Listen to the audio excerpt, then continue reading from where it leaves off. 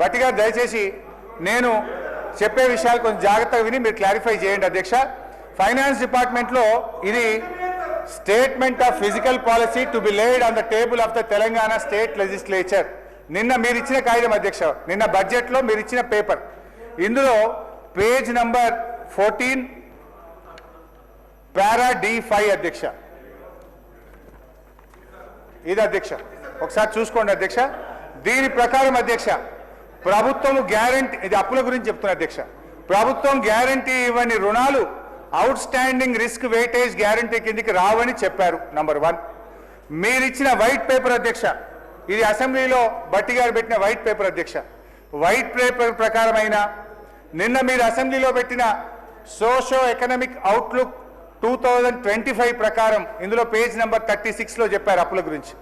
దాని ప్రకారమైన అధ్యక్ష మన బీఆర్ఎస్ హయాంలో ఎస్పీవీల ద్వారా చేసుకున్న అప్పు 1,15,599 కోట్లు మాత్రమే. అయితే వీళ్ళు కార్పొరేషన్లు తీసుకున్న అప్పులు, కార్పొరేషన్లే చెల్లించే అప్పులను 5% వెరీ లో రిస్క్ కింద చూపించారు.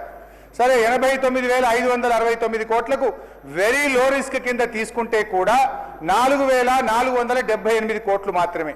అంటే మీరు చెప్పినటువంటి ఈ బడ్జెట్ బుక్ ప్రకారం ఫిజికల్ మేనేజ్మెంట్ కింద మీరు చెప్పిన దాని ప్రకారంగా ఫామ్ D5 ప్రకారంగా బీఆర్ఎస్ ప్రభుత్వం యొక్క ఎస్పీవీల ద్వారా చేసిన అప్పు 1,20,077 కోట్లు మాత్రమే. ఇకపోతే బీఆర్ఎస్ 5 ఏళ్ల కాలంలో చేసిన FRBM అప్పు 3,01,897 కోట్లు. అంటే దీనికి కార్పొరేషన్ అప్పు కూడా జత చేస్తే మొత్తం బీఆర్ఎస్ ప్రభుత్వ హయాంలో చేసిన అప్పు 4,22,674 కోట్లు.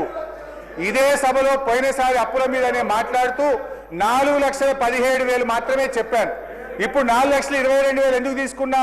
సరే మీరు నిన్న పెట్టినటువంటి ఈ స్టేట్మెంట్ ఆఫ్ ఫిజికల్ పాలసీలో 5% రిస్క్ ఉంటుంది అన్నారు కనుక అది కూడా కలిపితే 4,22,000 కోట్లు మాత్రమే బీఆర్ఎస్ ప్రభుత్వం చేసిన అప్పు. నేను ఈ డాక్యుమెంట్ కూడా భట్టి గారికి పంపిస్తే ఈ స్టేట్మెంట్ కూడా వారు చూసి క్లారిఫికేషన్ ఇవ్వమనండి అధ్యక్ష.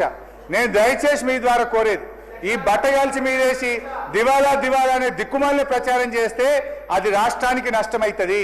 కేవలం బీఆర్ఎస్ మీద బురజల్లా అనే ఉద్దేశంతో అప్పుల లెక్క చూపొద్దని ముఖ్యమంత్రి గారు, ఇతర మంత్రులు, ఫైనాన్స్ మినిస్టర్ గారికి నేను మనవి చేస్తున్నా. దయచేసి ఇప్పటి నుంచి వాస్తవాలు చెప్పండి. బీఆర్ఎస్ హయాంలో చేసిన అప్పు ప్రభుత్వం చెల్లించే అప్పు, రాష్ట్ర ప్రభుత్వ ఖజానా నుంచి చెల్లించే అప్పు కేవలం 4,22,000 కోట్లు మాత్రమే. ఇకపోతే అధ్యక్ష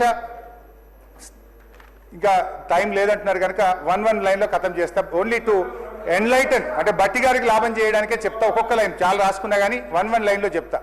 జీఎస్టీలో అధ్యక్ష ఈ సంవత్సరం 59,000 కోట్లు పెట్టారు భట్టి గారు. నేను ఇప్పుడున్న గ్రోత్ రేట్ ప్రకారం చూస్తే జీఎస్టీలో ఇంకో 4,000-5,000 కోట్లు కోతబడే ప్రమాదం ఉంది. జాగ్రత్తగా ప్లాన్ చేసుకోండి. స్టాంప్స్ అండ్ రిజిస్ట్రేషన్లో ఇప్పటికే పోయినసారి కంటే మైనస్ పోయినాం. మీరేం చేసిండ్రు? ఇంకా పెంచి 18,228 కోట్లు పెట్టారు. 14,000 వస్తలేదంటే 18,000 కోట్లు పెట్టారు. ఇక్కడ కూడా 2-3 కోట్ల కోతబడే ప్రమాదం ఉంది. జాగ్రత్తగా ప్లాన్ చేసుకోండి. మీరు సమాధానం చెప్పేటప్పుడు చెప్పండి. గ్రాంట్ ఇన్ ఎయిడ్ కేంద్ర ప్రభుత్వం నుంచి 22,000 కోట్లు వస్తాయని మీరు పెట్టారు. వాస్తవానికి ఇది 22 కాదు 10,000 కోట్లు కూడా మనకు గత 2-3 సంవత్సరాలుగా రావడం లేదు. ఇక్కడ కూడా 7-8,000 కోట్లు కోతబడే ప్రమాదం ఉంది. నాన్ ట్యాక్స్ రెవెన్యూ అంటే భూముల అమ్మకం 31,618 కోట్లు పెట్టారు. ఇప్పటికే రియల్ ఎస్టేట్ స్లో డౌన్ అయింది. ఈ 31,618 కోట్లు నాన్ ట్యాక్స్ రెవెన్యూలో రావడం కూడా ఇది అన్రియలిస్టిక్ ఎస్టిమేట్ అధ్యక్ష. ఇక్కడ